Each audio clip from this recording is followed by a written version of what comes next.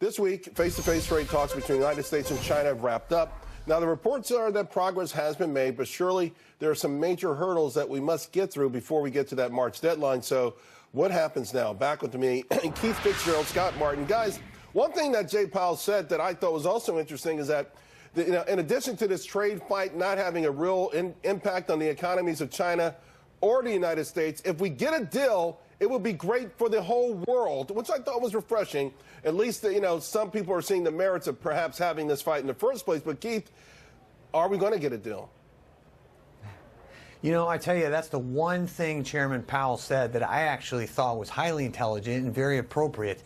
I think that if we do get a deal, the market's going to take off like a rocket. China has lost the short-term battle, but is fully capable of winning the war. They've got stimulus at their disposal that we don't have here. We've got our entire economic global dominance at risk, so we've got to play hardball. We've got to have this deal in place, and I hope these negotiators are really coming to the table. Although, Scott, some people weigh the risk this way. They say, okay, we export $130 billion of stuff to China, which is 0.6% of our economic output. They export $500 billion to America, which is 4% of their economic output. So the stakes appear to be higher for them. They do, but as you know, Charles, we make a lot of stuff over there, and it comes back here and gets sold. And so, you talk about recent comments from Apple alone, talking about how China has influenced that even on their domestic demand over there. So there's a lot of other things at work here that make this tough, I guess, to Keith's point, because both countries have a lot to lose. I mean, look, China's on track to be the world's biggest economy in 2020 and majorly export-based at that, as you noted. 2020 by next year?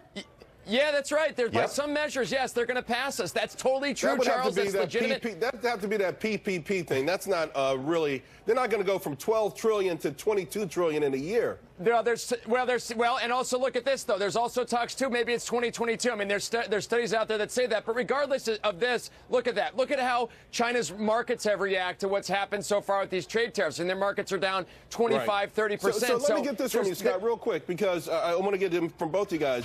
The low-hanging fruit seems to have been done. They need LNG. They need soybeans and things like that. But the intellectual property and the verification process apparently communicates out of China today saying, hey, we don't mind that, but we also want to have some checks and balances and make sure that the United States is living up to their end of the bargain. Is that a deal changer? I think it is. And that's another thing, Charles, too, that to me, I mean, one thing we've talked about a lot is this whole partnership that American companies have to do when they go over in China, and that's when the trade secrets get stolen.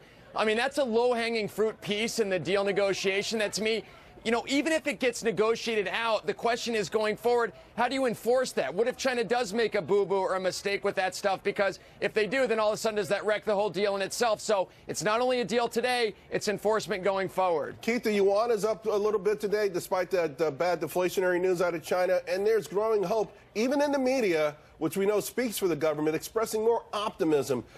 Everyone is saying how tough this is, how dangerous it is for both countries and the world. Don't you feel China should be motivated right now to come to some sort of deal here? Well, I think they are, and I think they are for the reasons that Scott just mentioned. China has every incentive in the world to do this, and the most important was not even economic value. It is social, the lack of social embarrassment. The leadership in Beijing wants to stay in power like all leadership around the world, Washington included, and for that reason, they want their people to have a prosperous future. How they get there, we differ in opinion all day long. But I think this is the ultimate incentive for them to come to the table. If we get there, what does it do for the markets, Keith? Off to the moon. I think it's going to be a rally like we have not seen in a long time if they can truly sort this stuff out. Scott?